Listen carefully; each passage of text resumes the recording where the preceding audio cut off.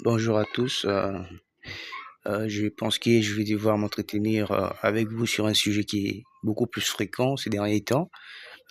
C'est sur la gastrite. Nous avons observé dans notre ville, moi particulièrement, je suis à Kananga, en République démocratique du Congo. Je trouve que beaucoup de chaînes se plaignent beaucoup. Et lorsque vous leur posez la question, ils vont vous dire que ils ont été diagnostiqués, voilà, on a diagnostiqué qu'ils ont une gastrite.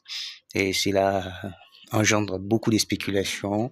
Il y a aussi la pullulation de, de tradipraticiens qui pensent avoir des médicaments ou des méthodes thérapeutiques contre cette pathologie, cette maladie, et alors qu'ils n'en ont pas, en fait.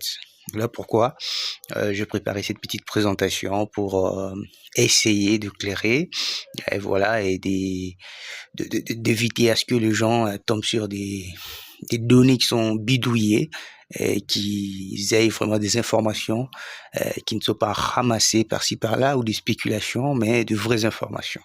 Voilà. On commence par la définition. On nous dit que c'est une inflammation microscopique évidente affectant la muqueuse gastrique.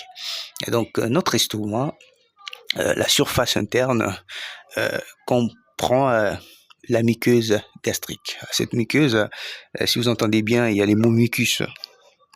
Voilà, il y a un mucus qui se trouve, et c'est d'abord la muqueuse là s'inflamme, et lorsqu'elle s'inflamme, c'est ce qu'on appelle la gastrite. Et voilà, pour les diagnostics, c'est d'abord histologique sur une biopsie de la muqueuse gastrique, c'est-à-dire que normalement, selon les normes, pour qu'on diagnostique gastrite, c'est-à-dire qu'on doit devoir faire une ponction au niveau de la muqueuse gastrique, et voilà, et on l'amène en anatomopathologie, et on va observer au microscope un infiltrant inflammatoire. Voilà, donc une réaction inflammatoire évidente. Bon, le diagnostic n'est pas du tout radiologique ni endoscopique en fait. Vous pouvez pas prendre une caméra, voilà, et que vous mettez, vous accrochez à la sonde et que vous introduisez dans le tube digestif jusqu'au niveau de la muqueuse de l'estomac et vous observez qu'il y a gastrite, non, parce que c'est une inflammation, on dit bien microscopique. Donc on doit observer au microscope. On ne peut pas observer soit par la radiologie, etc. Non.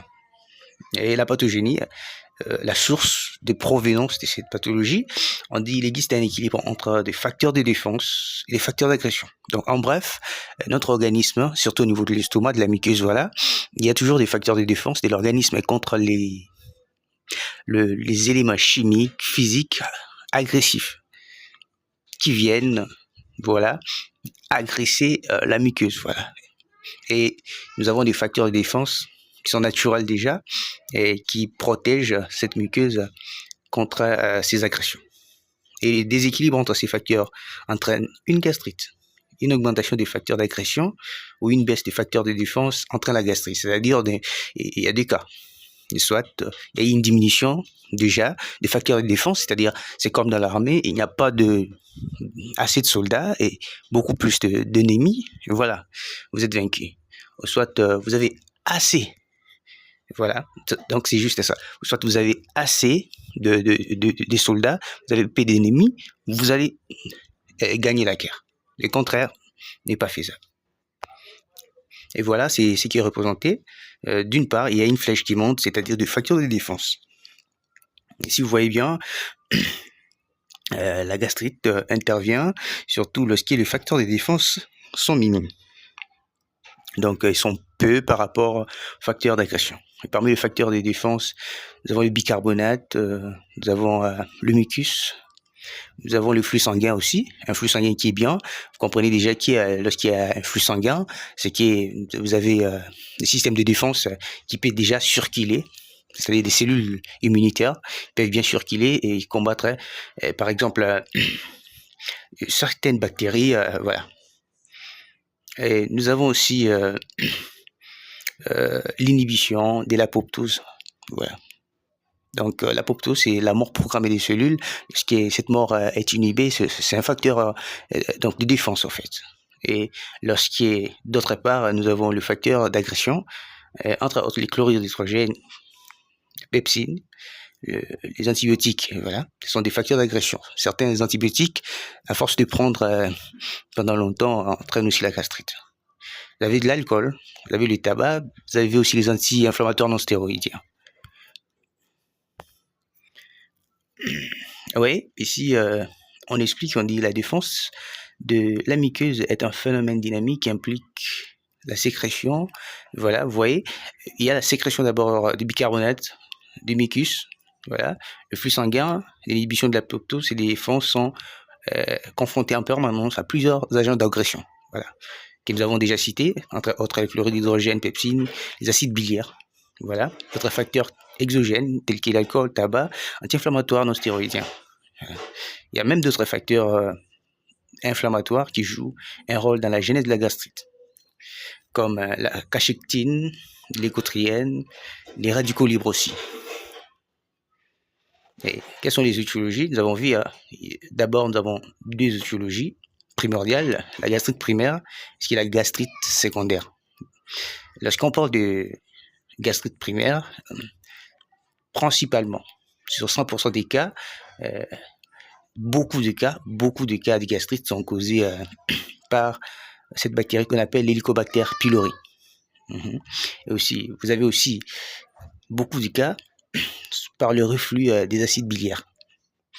Vous voyez déjà, les acides biliaires proviennent de la bile, que vous connaissez déjà. Et voilà, et ces acides, peut-il arriver que, voilà, vont connaître un reflux et arriver au niveau de la muqueuse de l'estomac et créer ce qu'on appelle la gastrite.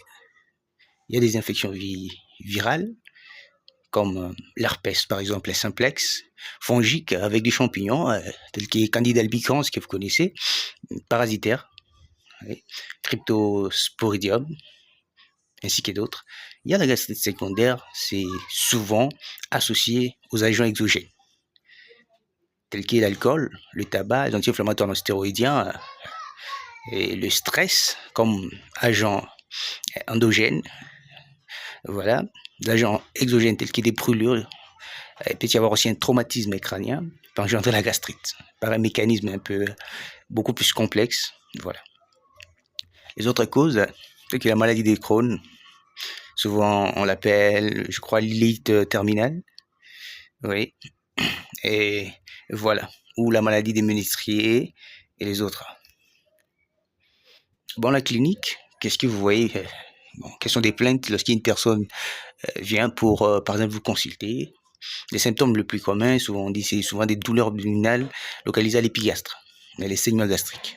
Vous voyez, les deux éléments principaux, c'est que vous avez une personne qui vous dit non, j'ai une douleur, et lorsque vous venez à la palpation, vous ressentez beaucoup plus que, bien sûr, la douleur peut avoir des projections par-ci par-là, mais vous trouvez que la grande intensité de cette douleur est centrée sur l'épigastre. Et c'est associé aussi à certains saignements gastriques. Le diagnostic, on vous a dit, vous allez d'abord faire une ponction. Vous faites une ponction et vous envoyez un anapathe et on vous dira qu'on a retrouvé d'abord une inflammation. À part ça, il y a aussi moyen de mettre en évidence l'Helicobacter pylori.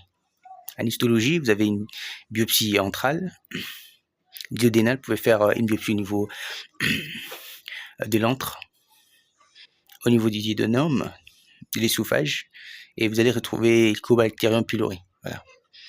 On peut aussi rechercher des antigènes dans le sel. Donc, vous retrouvez Helicobacterium pylori dans le sel de la personne. Et la sérologie Helicobacter pylori est un test aussi des screenings spécifiques et non diagnostiques souvent. C'est si vous avez vraiment le moyen de réaliser, vous pouvez réaliser, mais c'est pas vraiment, on ne peut pas s'attarder sur cela. Eh oui, il y a des diagnostics différentiels parce que ça induit beaucoup de gens en erreur. Ils n'arrivent pas à distinguer, voilà, ce qui est gastrite ou ce qui est par exemple la pancréatite et autres. Oui, c'est fait avec les autres causes. Par exemple, vous pouvez avoir saignement haut, non gastro-duodénal, par exemple. Vous voyez, vous pouvez avoir des saignements gastro-intestinaux. Et voilà, en cas d'œsophagite et de dénite, le syndrome des Mallory-Weiss.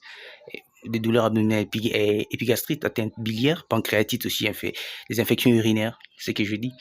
Bon, les traitements de la gastrite, en bref, nous avons d'abord les mesures d'urgence si d'abord il y a une hémorragie importante. Il faut retrouver qu'il y a une hémorragie importante au niveau gastrique. Vous devez d'abord maintenir la volémie parce que plus la personne perd du sang, la personne perd aussi de l'eau parce que dans les éléments constitutifs du sang, vous avez d'une part vous avez les plasmas, d'autre part vous avez les cellules, je crois les éléments figurés, vous avez le globule rouge, le globule blanc, le plaquette, voilà.